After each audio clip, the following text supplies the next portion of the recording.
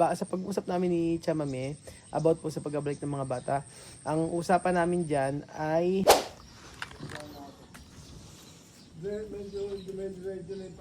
diretso lang yung paa mo.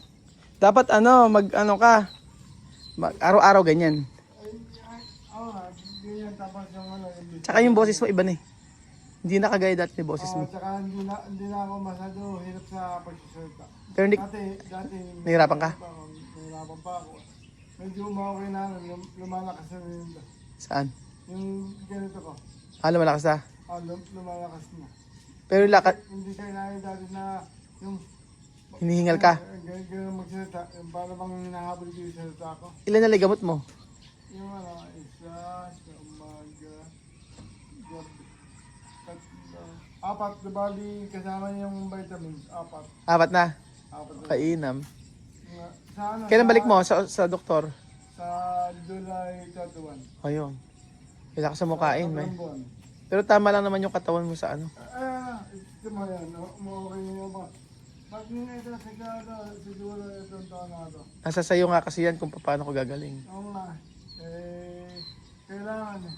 Oo. Kasi meron pa akong mali sa anak. Oo nga. Ayun. Nagilakad ka nga. Okay nito. Yan na lang, parang hirap ko dyan sa kanan, ano? Ano pa? Medyo ano pa siya. Pero pag yung pag naamisa yung naayos na yung ito. Pero kailangan ko ito. Lagi kong ginagawa. Exercise. Exercise. Yung kaliwa mo okay no? Yung kailangan okay na. Oo. Kaya minsan nag-awalis ako sa likod. Oo, walis. Ganun gawin mo. Nag-awalis ako tapos Pero hindi kayo na hinihingal. hindi na. Yung una, hinihingal ako. Oo. Medyo ano pa. 10 months. 11 months na ako ngayon. Mag-11 months eh. Oo. Nung mga 5 months, hinihingal pa. Medyo mahirap pa. Ngayon, hindi na. At least okay na ngayon. Okay na. O sige. Papakonti na yan. Talagang papagaling na. Lumakad ka. Gito kay Wawe.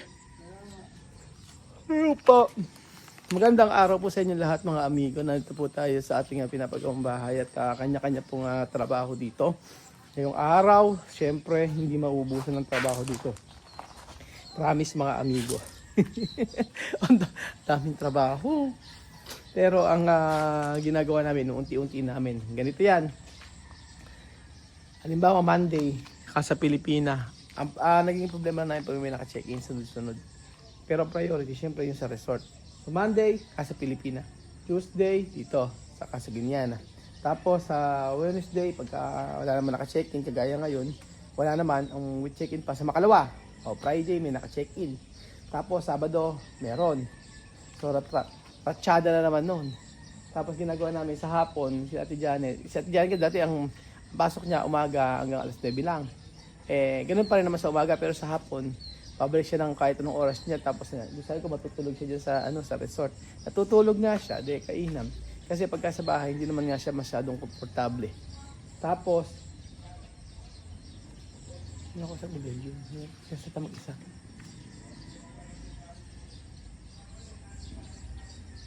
Hindi pa sa kabila pala yun. Tapos dito, ayan, dito sa isang araw, pagka kagaya niyan, ito ang siste. Dumi oh. Pero buti nga po ito ay nalagyan na ng salamin. So at least okay na. Sa isang araw pa yung iba kasi very busy pa si Marvin. Nilinisin pa namin. Marami pang gawain meron ang lalagyan na ng mga cabinet tulad dito. Magpapalagay ako dito ng cabinet. Cabinet. Tapos dito pintuan. Tapos dito salamin, yun na lang ang kulang Tapos cabinet. Pero ganon. And then yun lang mga kulang. Sa likod, naayos naman namin lahat. Dito, okay naman May mga ibang ito, papakuha kay Marvin to, baka magamit niya. Maganda sa umaga dito. Yung sikat ng araw andito. Tapos magandang maglaba sa umaga. Ayan, cabinet dito. Yan na naman ang kulang mga amigo. So, for today's video, sasabihin ko sa inyo lahat ng mga kanina pa ako nagkukwento. Natutuwa lang ako kasi kuya ko ay okay naman na, skin pogi okay naman na. At tuwing tatawag at magbe-message itong sila Chamame, talagang kinakamusta skin pogi kung kumusta na. At grabe ang reaction ng mga bata nung nalaman na nagkasakit skin pogi. Iba. Sobrang alam mo talaga na maganda yung pagpapalaki ni Chamame sa mga anak niya.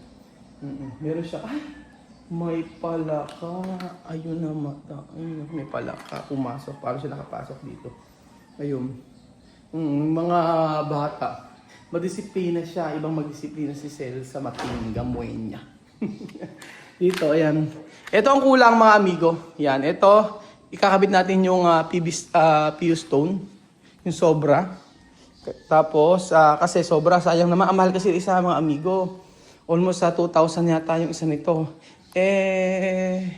Syempre, gusto natin na gamitin. Lagyan natin dito. Sabi ni Foreman, lagay doon natin dito.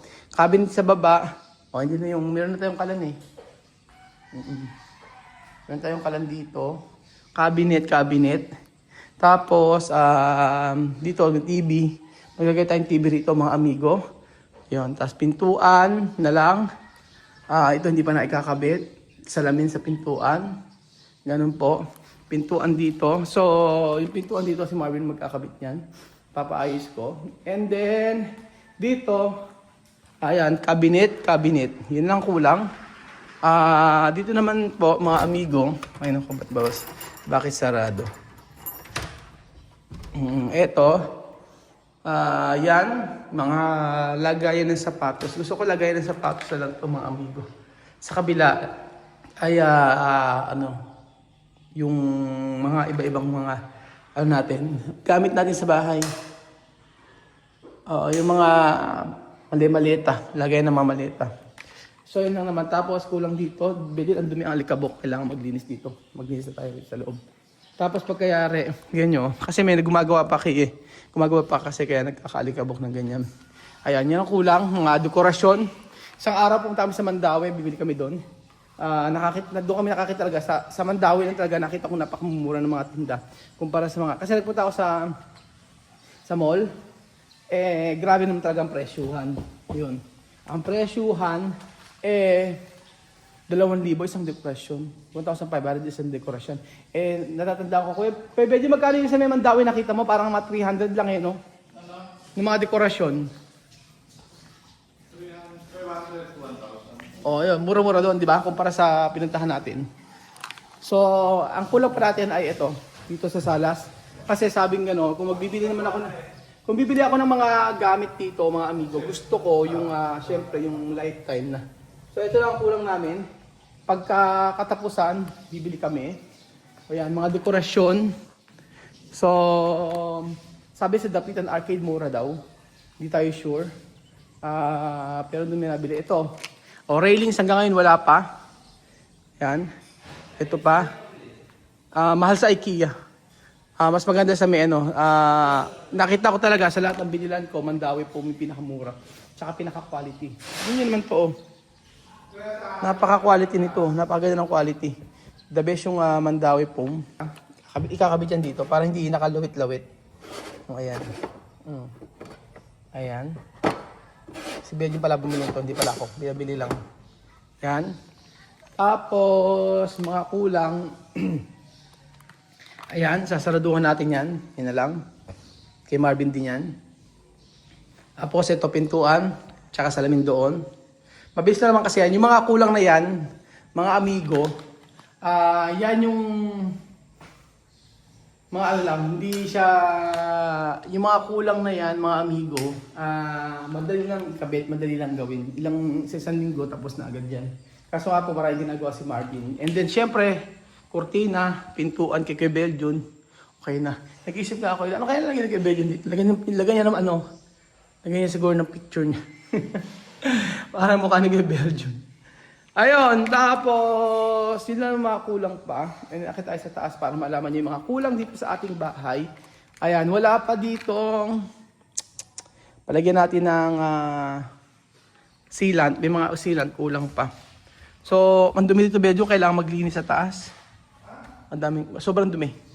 Malikabok. Ayan, kulang sa second floor, kortina. So, naka-order naman na yan. Ito, kulang dito. Siyempre, kulang ng pintuan. Kay Marvin pa rin yan. So, dito, sa part na to, kulang. Cabinet. Kulang. Ayan, dito, pintuan. Ilang naman. Tsaka yung closure na tempered glass. Ganon. Dito, hindi ko pa alam kung ano yung mga ilalagay namin dito. Madali na yan. Yun po. So, ang mga ginaano namin is yung mga kulang-kulang. Dito naman okay naman siya dito Okay na yung mga kwarto Except kulang lang ng mga cabinet. Cabinet lang naman. And then tapos naman na siya. So, hopefully ay matapos ito agad. Ayan. So, pagkapaganda ng bahay ay ano yan. Hindi yan minamadali. Lalo-lalo na kung ang pagkapagawa ng bahay, pagpapaganda, hindi minamadali yan. Lalo na kung gusto mo talagang pagandahin. Siyempre may mga naisip kang mga ilagay. Ganun po. Kagaya niyan, ito hindi pa siya, ngayon ko lang inilagay yan dito. Ngayon lang, itatanggalin din natin yan. Hindi siya dyan talaga actually. Ayun po. So, marami pa tayong aayusin dito sa bahay para mapaganda. Ganun naman ang pagkapaganda ng bahay, hindi siya madalian. And then, yun, wala naman ang ibang aayusin talaga na sobrang dami. Nalalagay. Makulang.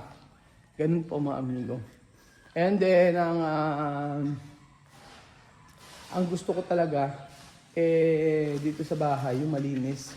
Kaya po, araw-araw nandito kami. Okay naman ako na ganito, nagbibideo ako kung ano yung buhay ko dito. Yung paglilinis at saka yung pag-aayos at ano yung mga dapat na gawin pa dito sa bahay. So ngayon talaga, ayan, kailangan linisin pa siya. Ganun po mga amigo. Maganda rin naman na maipakita kasi natin yung pagbabago. Lalo-lalo pagka nagkaroon natin ng kortina. Ayan, pag nagkaroon ng kortina yan at umandar na ang aircon, tapos malinis na talaga, okay na. At pwede nang tirahan. So, approximately, baka August pa ito matirahan. Baka August pa tayo makapag-dedicate nito, mga amigo. So, pipilitin natin matapos hanggang August kasi yung kortina parang 1 month ata inagawa yun. Ganun siya katagal. 3 weeks daw. Tapos, yung mga cabinet, ang madali na naman yun. Kaso hindi ko pa nga na-order yung mga materyales kasi kailangan namin tapusin yung ibang project. Si Marvin ang gumagawa. Ayan kahapon na gano'n dyan, lilinisin na naman. Kailangan linisin. Ayan. Ganyan po mga amigo. Ito naman po, linis muna. So, isihan lang. Sabi nga ni Timayan, isihan lang daw paglilinis kasi may mga ginagawa pa. Which is true naman. Kaya lang, dapat talaga maglinis everyday. Pagka hindi mo nilinis kasi yan, talagang mag-aalikabok kasi may gumagawa pa doon kay Princess. Ano po. So, ito sa mga halaman na to, hindi ko pa naaasikaso pero gusto ko na siyang taniman. Maraming mga halaman doon na gusto kong kunin kasi nga crowded na yung mga halaman natin doon. Yung mga hindi natin gagamitin ng halaman doon, mailagay natin dito para ma-item natin. Ano po, para hindi tayo gumastos. Hinihingal ako! So, yun po mga amigo. At meron pa. Yung ganyan, yung mga bonsai na to. Ayan. Hindi ganun dali ang ng halaman, maintain. Sobrang hirap pag-maintain ng halaman. So ayan po mga amigo, mag-relax-relax muna tayo dito sa ating pinapagawang bahay.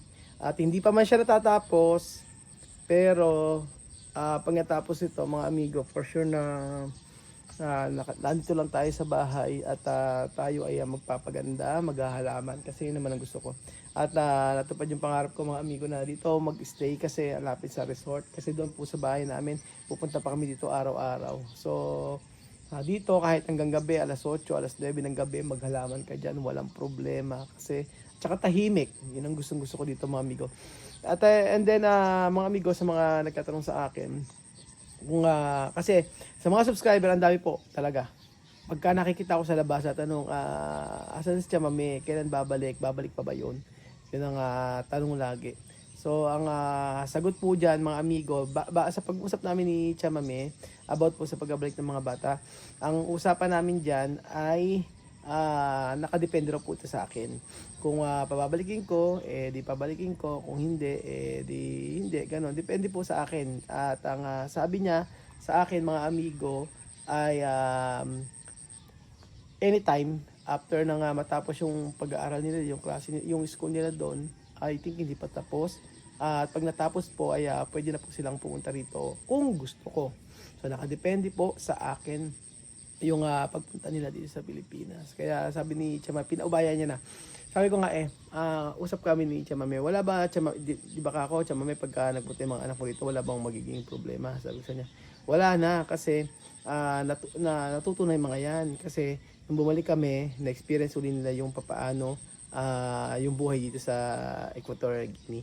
Kaya sigurado na mas ire-respect ka at wala nang problema kasi sa pagpunta nila dito o kung sa pagpunta ng bata rito ng mga anak niya sure na mas ire-respect at saka susunod sa akin. Ganoon naman yun. Ang kagandahan po mga amigo ay willing siya na ipagkatiwala sa akin yung mga anak niya. Yun naman willing siya na ipagkatiwala sa akin si Misma, si Amir, ganyan. Ang ano kasi, para sa akin, ay hindi dapat matapos kasi yung pangarap na gusto ng mga bata na makapagtapos ng pag-aaral sa Pilipinas, hindi dapat mahadlangan.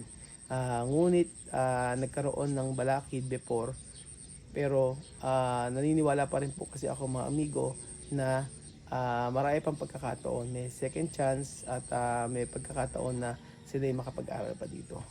So yun po mga amigo, yun ang usapan namin ni Chamame sa pagbabalik ng mga bata. So hopefully makabalik, pinagpipray ko talaga na si Misma ay makabalik dito. Syempre si Amir, si Bibian talaga hanggang ngayon pinagpipray ko pa rin po kung isasama natin si Bibian.